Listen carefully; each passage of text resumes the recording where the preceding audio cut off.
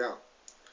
Bah là, c'est dit clairement, hein. C'est-à-dire, cette bête, alias le grand monarque ou l'antéchrist, hein, possédera un don qui lui permettra de voir le tempérament de chaque personne sur Terre.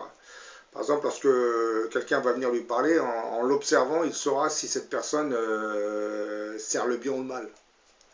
Si cette personne a un mauvais caractère, si cette personne a un esprit pervers, si cette personne a un esprit criminel. Ça, il le verra d'un seul coup d'œil. Donc, je pense que beaucoup de oligarchies de régime arabe ont du souci à se faire, hein, mais bon. Un autre hadith disait, enfin un jour, pendant que les hommes seront réunis dans la plus grande et sacrée des mosquées au regard de Dieu, hein, leur tranquillité sera subitement troublée par l'apparition d'une bête en train de mugir dans l'angle de la pierre noire. Ben, elle secouera la poussière de sa tête et les gens se disperseront en fuyant.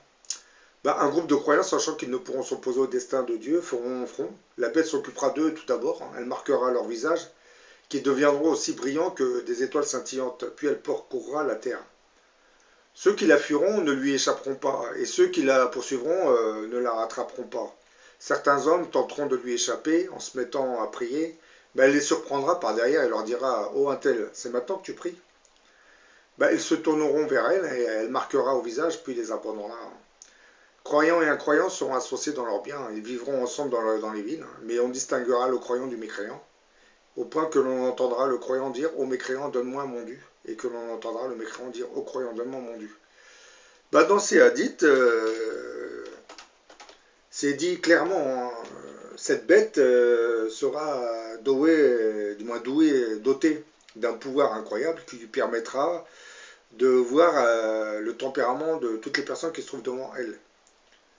Et lorsqu'une personne viendra lui parler avec un petit sourire en se faisant passer pour un gentil, elle le remarquera très vite si cette personne a une arrière-pensée néfaste.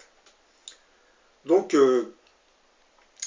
il faut comprendre que cette bête, la mission de cette bête, c'est de se répandre sur toute la planète. Donc, elle s'attaquera à tout ce qui est mauvais.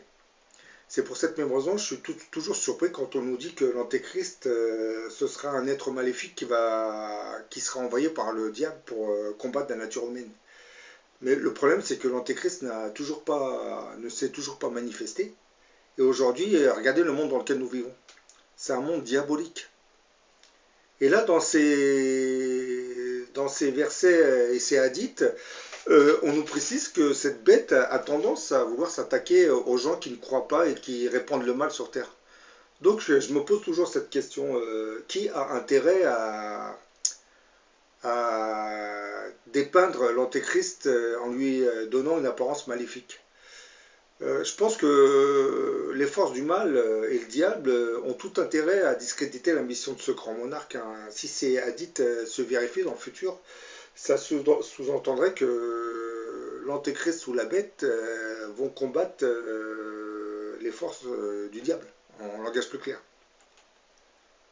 Et aujourd'hui, comme vous le voyez dans beaucoup de vidéos, ce sont ces forces maléfiques qui gouvernent notre monde, hein. Parce qu'on nous parle, on nous dit le communisme athée, c'est le mal absolu. Non, non, le mal absolu n'est pas qu'en Russie, le mal absolu est partout. Puisque comme je l'ai déjà dit concernant le communisme, dont le dogme repose sur le pilier de l'athéisme, le capitalisme, c'est tout comme, hein. Sauf que le capitalisme, c'est encore pire, c'est que dans le capitalisme, on légalise tout ce qui est pervers. C'est encore plus grave. Mais bon, je pense que la venue du grand monarque va modifier beaucoup de choses dans le futur. Et si les peuples se mettront à le suivre, ce n'est pas par hasard. C'est parce qu'ils vont comprendre que ce n'est pas vraiment un être maléfique, hein. Ils vont comprendre qu'on nous a trompés depuis des milliers d'années, hein. En sachant que cette personne, déjà si elle a ce pouvoir qu'on lui attribue, c'est qu'elle sera auréolée d'une aura divine, hein. Le pouvoir que l'antéchrist possédera ne viendra pas du diable, hein. Il sera l'œuvre du créateur des mondes. Pour ceux qui ne comprennent pas, ça sera quoi son pouvoir? Ah ben vous regardez les 10 commandements avec Moïse. L'antéchrist possédera les mêmes pouvoirs que Moïse. C'est-à-dire, Dieu permettra qu'il ait ses pouvoirs hein, jusqu'à la fin de sa mission. Parce que lorsque l'Antéchrist aura terminé sa mission, ben, il va s'estomper, il va s'éclipser, puisque lui-même saura qu'il est là que pour préparer la venue du Christ. Donc, lorsqu'il va terminer sa mission, bah, déjà, lorsque sa mission sera terminée, ça sera l'Apocalypse. Hein, mais bon, puisqu'il faut bien purifier la planète du mal qui la ronge. Donc, lorsque l'Antéchrist aura fini sa mission, le Créateur des mondes va commencer à détruire le monde.